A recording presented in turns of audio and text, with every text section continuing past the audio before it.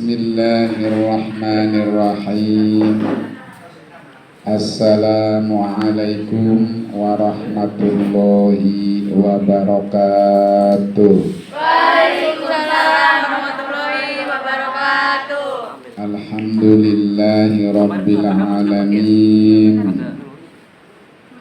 Wa bihi nasta'inu ala umuri dunya waddin.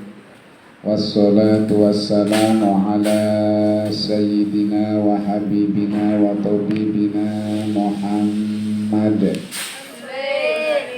wa ala alihi wa sahbihi ajma'in. Amma ba'du.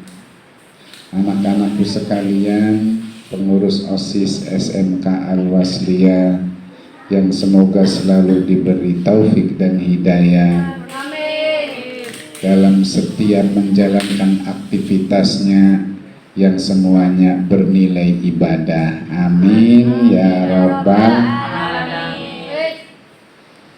Pada pertemuan kali ini, seperti yang sudah disampaikan oleh Bapak Ridwan, bahwa temanya adalah apa temanya?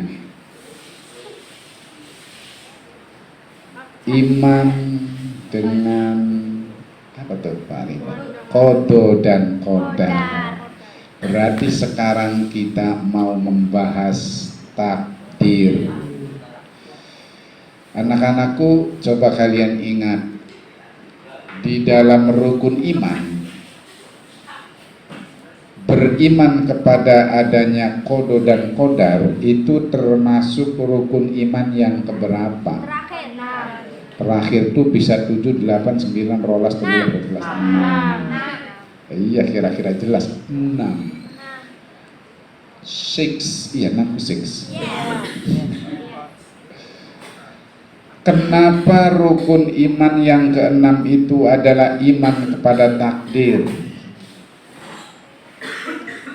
Kalau rukun iman yang pertama adalah iman kepada Allah. Yang kedua,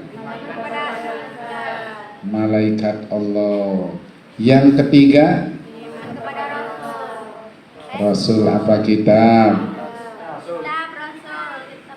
Amana billahi wa malaikatihi wa kutubihi wa rusulihi wal yaumil akhiri wa bil qadari. Jadi yang pertama adalah beriman kepada Allah, yang kedua beriman dengan adanya malaikat Allah, yang ketiga beriman dengan adanya kitab-kitab Allah, yang keempat beriman adanya Rasul, yang kelima hari kiamat, hari akhir, yang terakhir beriman kepada qada dan qadar. Anak-anakku sekalian, dari keenam rukun iman itu yang paling dasar adalah yang pertama. Apa itu? Iman kepada Allah. Iman percaya kepada Allah. Yakin kalian percaya kepada Allah? Kelem apa?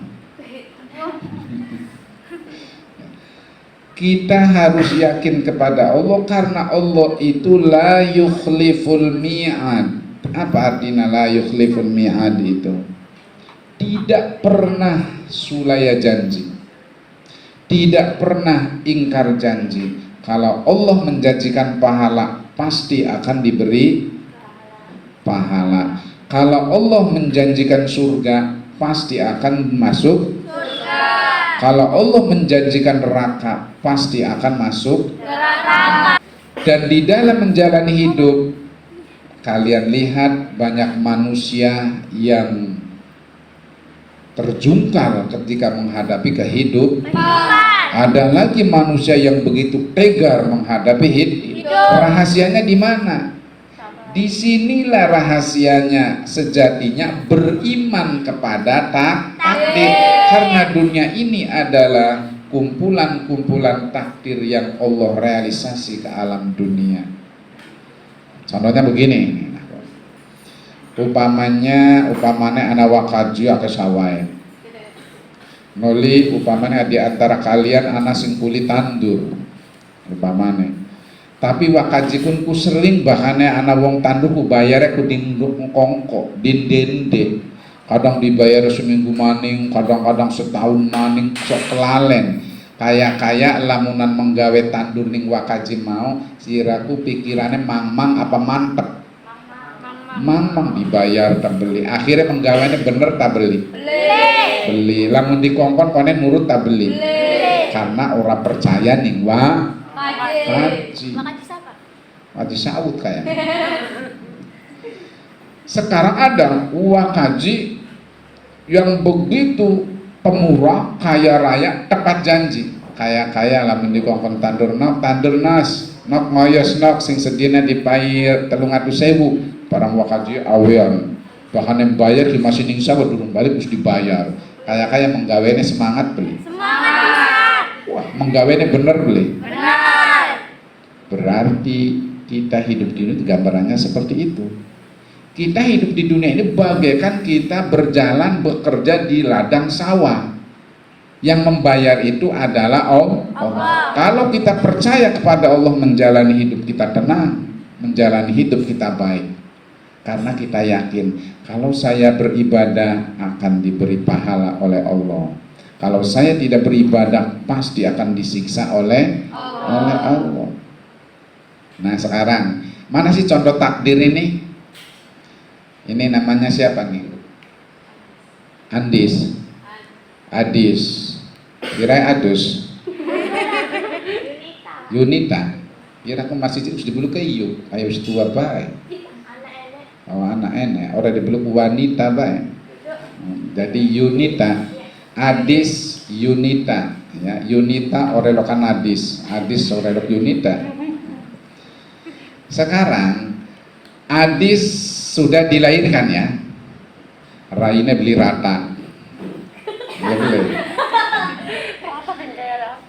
Anaknya Bapak Wandi, iya.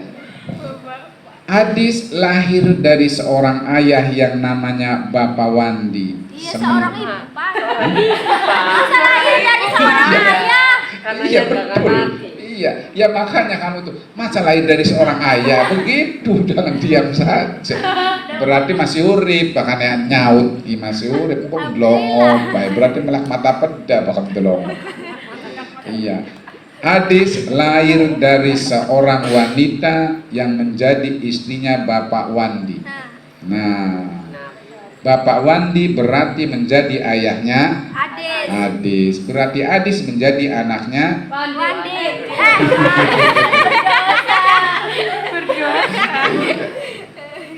Ini namanya takdir. Kalau kita menerima tidak Adis jadi anaknya Bapak Wandiku, nerima ridho ikhlas boleh? Terima. Ridho ikhlas berarti kamu sudah mempunyai ciri bukti kamu beriman kepada takdir Allah. Karena ketika kamu lahir di dunia memiliki ayah yang namanya Bapak Wandi, kamu ikhlas ridho. Itu pokok yang harus kamu pegang. Itu takdir ya. Bisa tidak kamu Gusti Allah kita pengen jadi anaknya Bapak Jokowi Upang bisa beli? Nggak bisa. Ini takdir sudah terjadi dan tidak bisa dirubah. Ini namanya takdir dari qadha mubrom. Karena takdir itu dibagi dua, ada yang mubrom, ada yang mu'alaq. Kalau mubrom tidak bisa dirubah. Adis binti Bapak Wandi, beli bisa Adis binti Bapak Bewok. Tidak bisa dirubah. Adis oleh Allah diciptakan dengan bentuk yang seperti ini, tidak seperti Dewi Persik. Ridho beli. Ridho. Lamun beli ridho bisa beli dirubah. Bisa. Pengen beraina kayak Dewi Persik bisa beli dirubah. Bisa. Karena apa? Operasi plastik. Operasi plastiknya pada bosok. Iya. Dirubah pun tidak akan bisa seperti Dewi Persik, tidak akan bisa. Ya. Paling marap mirip, waya kena kepanasan pada melotok kabeh. Karena bukan ciptaan asli dari Allah. Iya, namanya ini takdir mubrom yang tidak bisa dirubah Bang. karena sudah terjadi. Jadi. Sekarang ada lagi. Ini siapa namanya? Fajar. Fajar. Upamanya Fajar.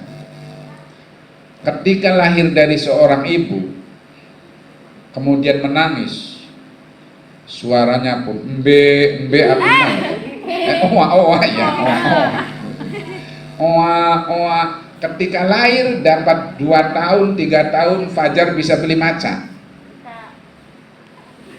Turun. Nah. Kalian belum bisa baca. Kemudian disekolahkan supaya Bisa baca. bisa baca. Berarti ketika Fajar dilahirkan tidak bisa apa-apa. Kalau pengen bisa harus belajar. Maka belajar, maka jadilah dia orang yang bisa.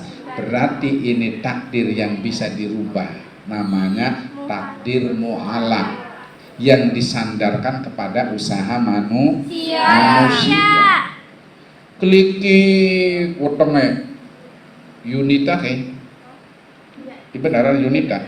Kliki weteng pating kroyo kayak musik keroncong kah? Sampai Bengawan, Solo, gluguk wetenge. Pengen apa kamu? Pengen sebelah. Pengen mangan klukuk. Itu ketentuan dari Allah. Kalau lapar klukuk. Lapar noli kuku luruk lah, weteng. Klukuk. Nah, lapar itu takdir dari Allah. Kenyang takdir dari Allah. Cuman Allah silakan pilih pengen lapar baik apa pengen kenyang. Lapar kenyang. Kalau pengen kenyang maka harus berusaha. Bukan berarti klukuk bakal Allah nakdirna wareg kok gak meneng BKK wareg beli. Upama kalau Allah menakdirkan kenyang, tenang kenyang jar coba neng gue aku siapa barang. Jeffrey. Widih, Jeffrey orang keren teman. Masih mangan jengkol kok. Upamana kok. Juara hari Fajar kan bahannya Fajar kan kelas berat ya, manusia berbobot. Mangan ketinggalan ku repot. Suka kuliki gorengan gemblong ketulung piring biasa. Barang anu jare Jeffrey ku jar paderga wareg takdir sing Allah, lapar takdir sing Gusti Allah. Bah Gusti Allah nyiptakeun nakdirna wareg mah wareg aja mangan maning jar, gelem beli jar. Aja mangan maning jare Jeffrey, bah Allah nakdirna wareg bah kuwi aja wareg. Meneng bae beli pacar. Beli orang ladeni beri kita marapan luru gorengan gemblong mesti gulungan boleh. Nah, itu namanya ada takdir yang Allah ciptakan digantungkan dengan usaha kita. Orang sakit pengen sehat maka harus berusaha. Orang bodoh pengen pinter harus berusaha. Caranya belajar. Cuman nanti akhirnya ada orang miskin pengen kaya harus berusaha. Umpamanya sudah berusaha jungkel malik sikil dari das dari sikil peras keringat sampai gede cilik tua nom keringatnya pada metu. Wayang angger bae pekayane orang nambah-nambah. Maka kita tetap harus optimis karena kita percaya takdir Allah. Selama kita berusaha di jalan Allah, Allah akan menggantinya. Jangan sampai kita berpikir, kita puji ya lamun dadi anaknya Pak Bupati aja enak gua apa? Iya beli. Iya. Kita puji lamun dadi anaknya Bapak Presiden aja enak gua apa? Pikiran yang seperti itu akan menjerumuskan kita kepada angan-angan yang akan mudah dibawa oleh pengaruh setan. Jadi menjadi manusia yang hanya berdiri di angan-angan berarti tidak memiliki kekuatan. Makanya sekarang kalau kita membicarakan takdir, membicarakan hidup. Kalau membicarakan hidup berarti membicarakan cobaan hidup. Cobaan hidup itu ada 2 macam. Ada yang senang, ada yang ada senang ya susah lah.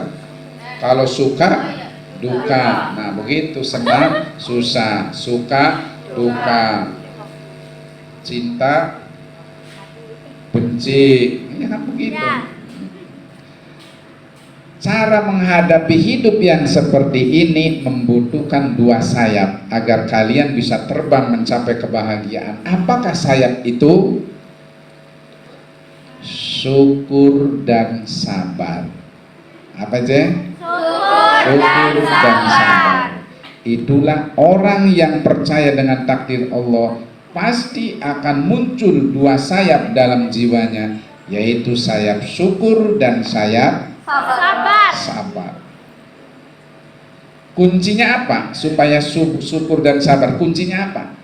Hatinya nerima. Artinya hatinya Ikhlas.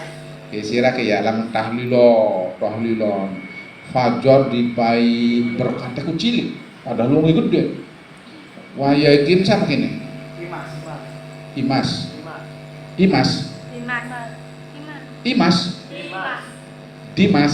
ya Dimas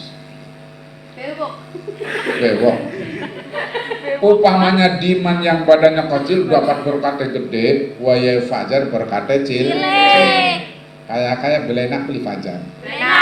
Kenapa Belena? Ya kurang. Karena hatinya tidak menerima.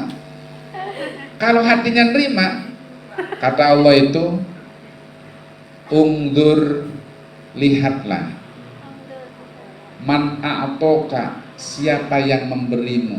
Jangan kau lihat kecil besarnya pemberian, tapi lihatlah siapa yang memberi. Memberinya. Yang memberi rezeki siapa? Allah. Fajar dapat buntelan kecil, itu namanya rezeki dari Allah. Kalau hatinya ini pemberian dari Allah, pasti ada hikmahnya. Tenang walaupun sedikit. Tetapi upamanya dia masih lupa gede, tetap kurang teman kita di rumah gitu ya, kalau ngempan ayam gak narolikur ayam. Walaupun dapat banyak bagian, tetap tidak nerima. Jadi hidup yang seperti itu enak yang seperti Fajar apa enak yang seperti Dimas? Enak Fajar. Jadi kuncinya di hati. Kalau selalu menerima apapun, sebesar apapun pemberian Allah, tidak akan membuat kita tersiksa. Kalau diberi sedikit, diberi susah, tidak akan bunuh diri karena frustasi. Kan ada beberapa orang yang hidup di dunia ini, ketika diberi cobaan yang sedikit berat saja, dia frustasi ambrun ning kali asam, ya boleh. Bunuh diri menggantung dengan sawang gonggo. Kan kadang-kadang ada yang seperti itu. Itu karena hatinya orang bahkan orang nerima tidak yakin dengan takdir Allah. Ingatlah, di setiap kesusahan pasti ada Kelebihan. inna ma'al usri yusra. Di setiap kesusahan pasti ada kemudahan. Masya Allah, susah antonimnya adalah mudah. Mudah antonimnya tua, muda, bukan muda. Itu kuncinya. Ingatlah, apapun yang Allah berikan kepada kita, apalagi itu berupa kesusahan, ingatlah Allah memiliki suatu pemberian yang disimpan. Ada suatu cerita begini, di sebuah kampung pemuda banyak, ganteng-ganteng. Ada satu pemuda yang wajahnya pas-pasan, kalau dinilai 6 luwi seperapat lah paling. Aduh kabu-kabu masanga koma, waya bocah kulku 6 seperapat gak sikile lu lah kasih bisa dari lahir loh. Coba kalau kalian yang ditakdirkan seperti itu, kayakannya kayak apa pikiran kalian? Pak Jar, lamunan jadi takdirnya kayak kono, masya Allah, wong wadon lah kasih ngelirik wis ganteng sing wutu-wutu ya beli. Kalau orang seperti itu, umpamanya Fajar seperti itu, orang nerima wisma dipaine mengkonon ning Gusti beli nerima berarti sengsara 2 kali. Tetapi pemuda tadi selalu bersyukur kepada Allah, ya Allah